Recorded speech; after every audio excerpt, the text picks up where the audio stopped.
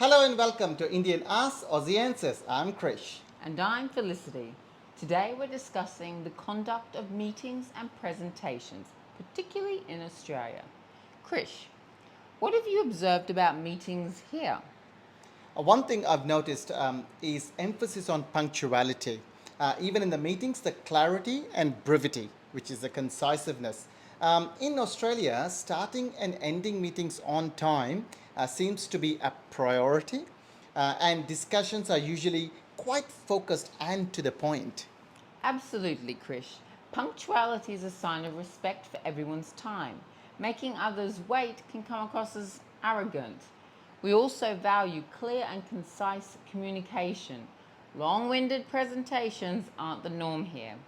How does this compare to Indian meeting style? Look, in India, while punctuality is valued, meetings can start sometimes a little bit late and can run a bit longer as well. I mean, you got to appreciate in India there'll be a lot of traffic, so you can't really precisely say I'll be there at 5:24. So you got to give a little bit of leeway there. Coming back to the presentations tend to be more detailed and also structured along with emphasis on formalities. That's an interesting contrast. In Australian meetings, we also encourage open participation and brainstorming.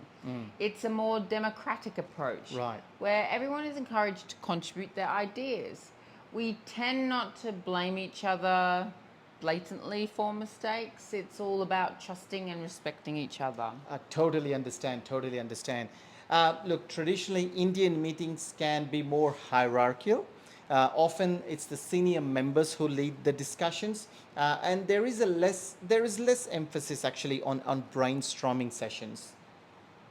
It sounds like adapting to the Australian style might require some adjustment for professionals in India. What about decision making in meetings? In India, decision making can be top-down process, reflecting the hierarchical structure. So from top down, decisions are always coming like that. In contrast, Australian meeting seems to foster a collaboration decision making approach. Is that right? True.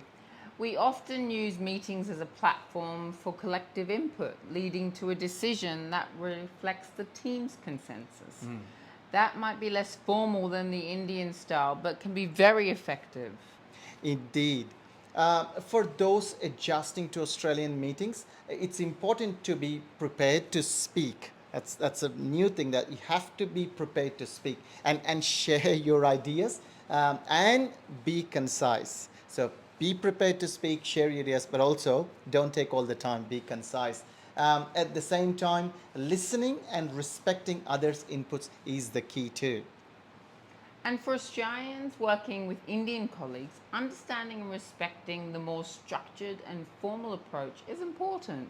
Recognize the hierarchical dynamics and adapt your interaction style accordingly. Adapting to these styles can greatly impact the effectiveness of your participation in the meetings and the presentations. It's about understanding the cultural context and responding it appropriately.